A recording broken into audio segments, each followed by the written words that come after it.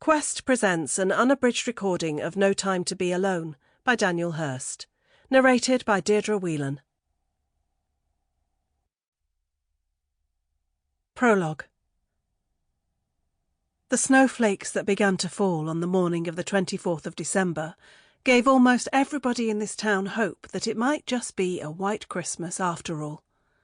Almost everybody, because there were a few people who didn't want the roads and pavements to be covered in white powder, such as nervous drivers and those who found themselves a little unsteady on their feet at the best of times.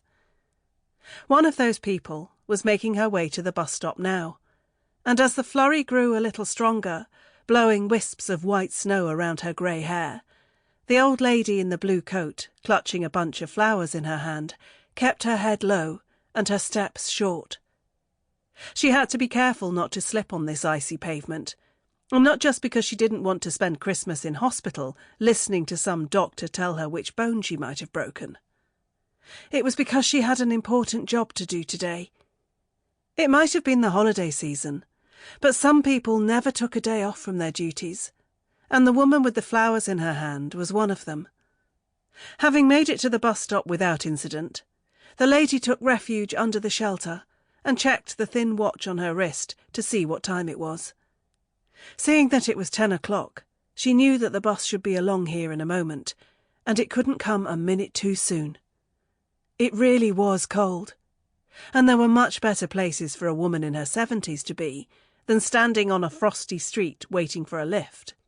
But as the minutes ticked by, it became clear the bus was running late. It had to be. It had never been early in all the years she had lived here. It was a little after 10 when the elderly lady boarded the bus that would take her from the corner of her street all the way to the church across town. She secured her fare by taking out her bus pass after removing it from her handbag, the bag her husband Bill had bought for her 70th birthday 3 years ago. She gave her pass to the driver, along with a warm greeting too, wishing him a good morning and not wasting her time grumbling about the fact that the bus was a couple of minutes late. She assumed it wasn't the driver's fault, and was most likely down to the traffic around these parts. It had become heavier over the years, as more houses had been built and more people had moved into the area.